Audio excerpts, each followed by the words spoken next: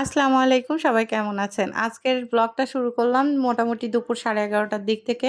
তো মেলা থেকে যেই আস্ত মসুর কিনেছিলাম, সেই আস্ত মসুরের আজকে খিচুড়ি রান্না করব দুপুরে।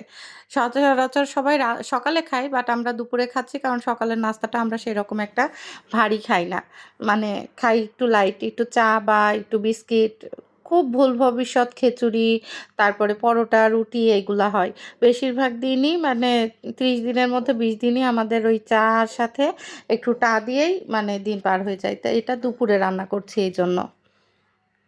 এত সুন্দর মানে হয়েছে বলার বাইরে, খুবই দারুণ, একদম মানে গলা গলা হয়ে গেছে। কেমন লাগলো বাবা? দেখো, মানে আর ইসের ভাজাভাজিরও প্রয়োজন নাই, মাংসেরও প্রয়োজন নাই। গিভ মি, এই যে নাও, খুবই দারুণ হয়েছে। মসুরগুলা খুব সুন্দর সিদ্ধ হয়েছে, একদম মজা না? আমি অল্প একটু মাখানোর পরে তো ওরা মানে একদম পাগল হয়ে গেছে পুরাপুরি আর কি। তো এখন মাখাই দাও দুইজন, আর বেগুনের চপ ভাজিও করা লাগলো না, আর ইউ করা লাগলো না। এখন গামলার মধ্যে নিয়ে নিয়েছি, আর আমি এই যে এইভাবে করে শুকনা মরিচ করে রাখি একবারে, কারণ না হলে একটু হুটহাট করে সমস্যা হয়। তা এখন আবার ওদের জন্য মাখাবো। মাখাইছিলাম না, দেখছেন একদম গলা গলা হয়ে গেছে, অথচ এখানে কিন্তু একদম আস্তে আস্তে আস্তে কি সুন্দর। এই খিচুড়িটা দেখলে আমার শাশুড়ির কথা এত মনে পড়ে। সে খুব সুন্দর করে মানে এটা রান্না করে মাখাতো, বিয়ের পর পর খাইতাম, খুবই মজাদার। তো আজকে মানে আমার বাচ্চারাও দেখছি খুবই খুবই পছন্দ করতেছে। কি সুন্দর আস্তে আস্তে আস্তে, অথচ মাখাইলে একদম আঠা আঠা। যতটুকু চাল ততটুকু ডাল নিয়েছিলাম, আর খুব ভয়। তুমি খাইছিলা? হ্যাঁ, মানে প্লেটে আমি যতটুকু মাখাইছি অতটুকু একেবারে ছিন্নি ছিন্নি হয়ে গেছে। এক লোকমা তুলে নিয়ে যায়, আরেকজন আরেক লোকমা তুলে নিয়ে যায় সাথে সাথে। এখন বলছে এখনই মাখাই দাও। তার বেগুন টেগুন ভাজা লাগলো না, মাংসরও গুলি মারো। এখন এই যে মসুরের ডালগুলা নিয়ে খুব টেনশনে ছিলাম যে গলবে কিনা, একটু ভিজায় রাখছিলাম, একদম গলা গলা হয়ে গেছে। যাই হোক, এখন ওদেরকে একটু মাখাই দিব আর কি।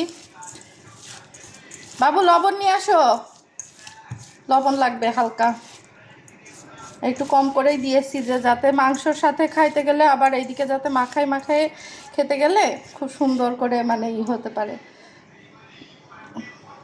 রাখো, থ্যাংক ইউ।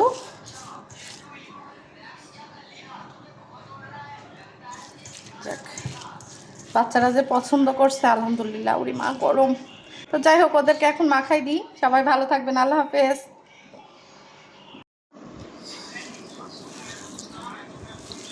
নাও হয়ে গেছে, সব আসো। আল্লাহ কি যে, আলহামদুলিল্লাহ বাচ্চারা এত পছন্দ করেছে, খুবই পছন্দ করেছে। তোমাকে প্লেটে তুলে দেই না গামলা ধরেই নিবা, কোনটা? আল্লাহ,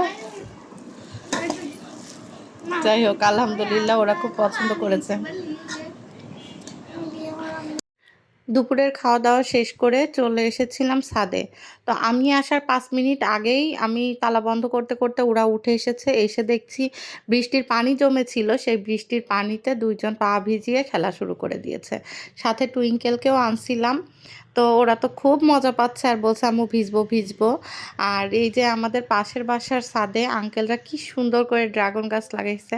প্রত্যেকটা ছাদেই বেশিরভাগই একটু না একটু সবুজ গাছপালা আছে। তা আঙ্কেলরা ড্রাগন গাছগুলো খুব সুন্দর করে সারিবদ্ধভাবে সুন্দর করে লাগাইছে। আর বিকেলবেলার আসলে প্রকৃতি তো দেখতে আসলে অনেক অনেক অনেক ভালো লাগে, সেটা বলার বাইরে। আর এইদিকে অবস্থা দেখেন, করুণ অবস্থা।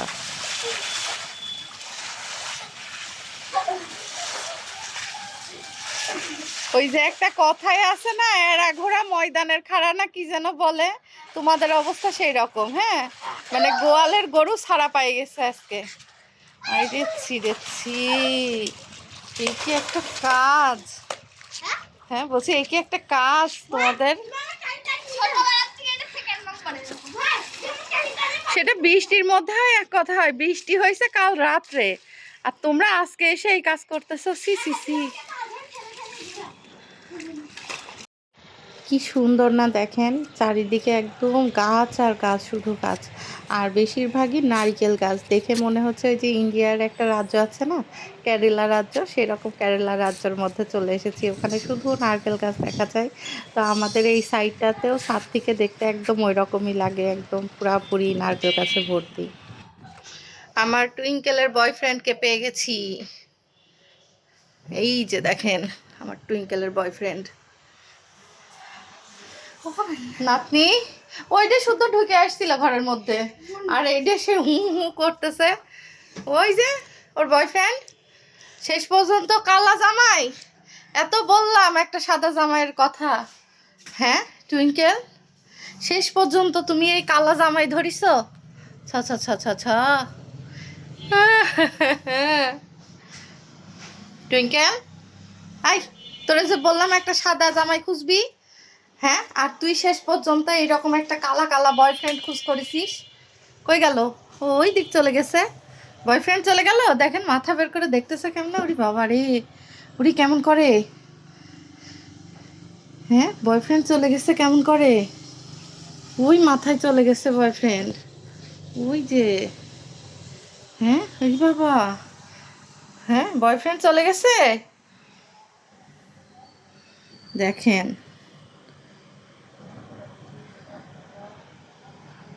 বয়ফ্রেন্ড চলে গেছে। থাক, তুমি আবার ঝাঁপ দিও না, আসো আবার পরে আসবে দেখা করতে, আসো। তোর মেয়ে একদম একদম তোর সেম, এই তোর গেঞ্জির কালারের হচ্ছে তোর বয়ফ্রেন্ড খুঁজেছে।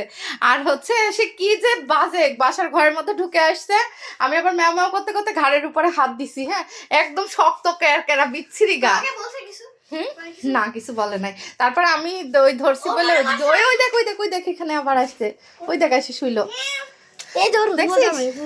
হ্যাঁ তোর হবু জামাই, তোর হবু জামাই বিচ্ছিরি, গা হাত পা শক্ত। আর আমার টুইঙ্কেল কি সুন্দর সফট নরম তুলতুলে। আরে ও চলে গেছে বলে মাথা বের করে এমন করে দেখতেছিল, জানিস না আমার টুইঙ্কেল কত সফট সুন্দরী, তাই না? এই যে আমার সুন্দরী, হ্যাঁ কমলা সুন্দরী নাকি আমার সুন্দরী। আর ওই রকম একটা পচা পচা। বিয়ে দেবো না, বিয়ে দেবো না, যাও। আমি দেবো না। দিদিটা কিউট আছে। হ্যাঁ দাদিরও সমান হক থাকে, বুঝেছো? দেখেছো বাপের বেশি হক থাকে। তো যা যা পারিস করে তোর মেয়েকে নিয়ে। আমি চলে গেলাম টুইঙ্কেল, তোমার বিয়েতে আমি নেই, তোমাকে রেখে আমি চলে গেলাম। থাকো, বাই বাই, আল্লাহ হাফেজ।